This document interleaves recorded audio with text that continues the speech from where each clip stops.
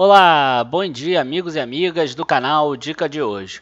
Dias difíceis têm se passado, muitos circuit breakers na semana passada, uma queda expressiva da bolsa desde a máxima lá de 119 mil pontos e hoje eu vou mostrar qual é a estratégia que eu considero a melhor para esse tipo de momento, que é toda ela baseada em dividendos. A gente vai mostrar com dois exemplos práticos aqui, Bradesco e Energias do Brasil, que nem são as maiores pagadoras de dividendos, mas vão servir para a gente exemplificar bem. Logo depois da vinheta a gente já começa o vídeo. Curta já o vídeo, se inscreva no canal, mostra também para os teus amigos, porque com certeza vai ajudar eles. A gente já começa.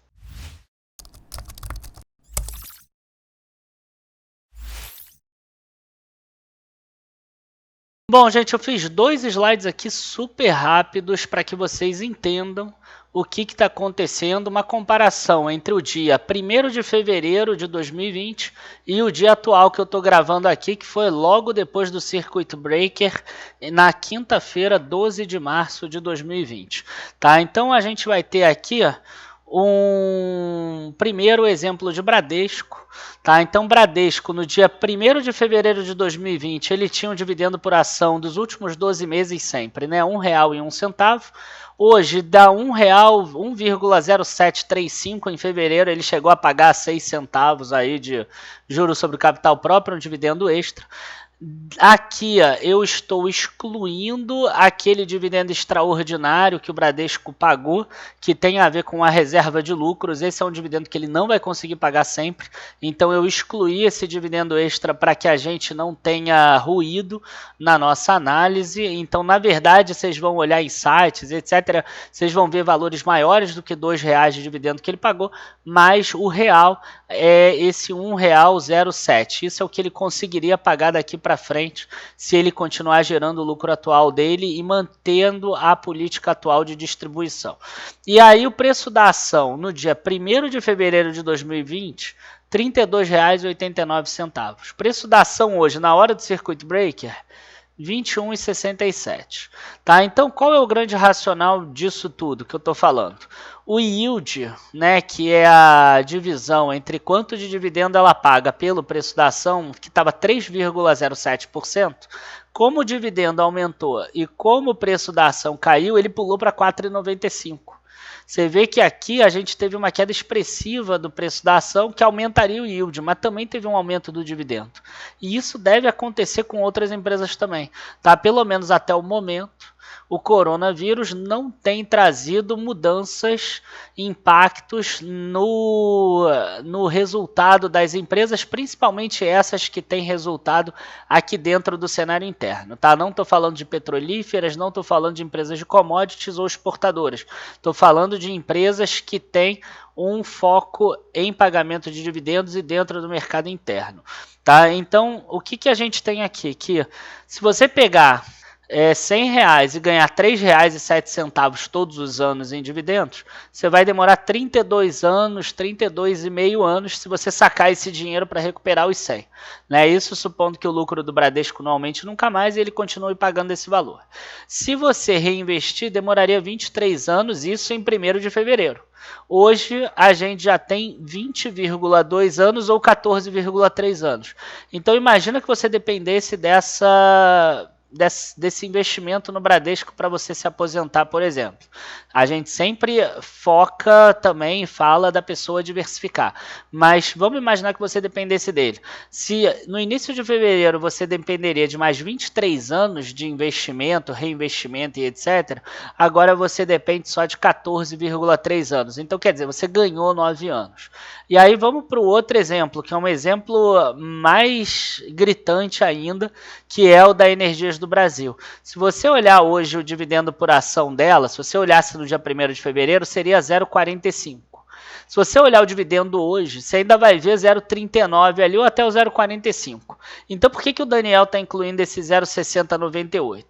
Esse 0,6098, a gente pode até mostrar aqui, é a proposta do Conselho de Administração da Energias do Brasil. Então eu vou colocar aqui para vocês na tela, para vocês poderem ver o anexo 4 da proposta de administração, que é uma proposta que tem mais de 120 páginas aqui, que todos os conselhos de administração fazem uma proposta para o ano seguinte e que é submetida à aprovação dos acionistas na Assembleia Ordinária.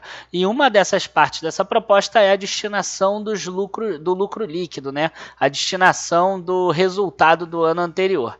Então, olha só o que ela resolveu informar como destinação. Qual é a proposta do Conselho, que pode ser aprovado ou não pelos acionistas na Assembleia. Ela tem um lucro líquido de 1.337 bilhões, né, ajustado um pouquinho maior. Ela já pagou juros sobre capital próprio de 236 milhões, aqui 0,39, e ela propôs um pagamento de 368 milhões de dividendos, que significa aqui 0,61. Isso vai significar um payout só de 47%. Tá? Isso é o que é importante a gente saber. Quer dizer, se for aprovada no dia 30 de março, provavelmente a ação fica ex-dividendos 0,60 no próprio dia 30 de março. Tá? Esse tipo de nuance, às vezes as pessoas não conhecem, elas desconhecem, e por desconhecer, elas acabam perdendo, às vezes, algumas oportunidades.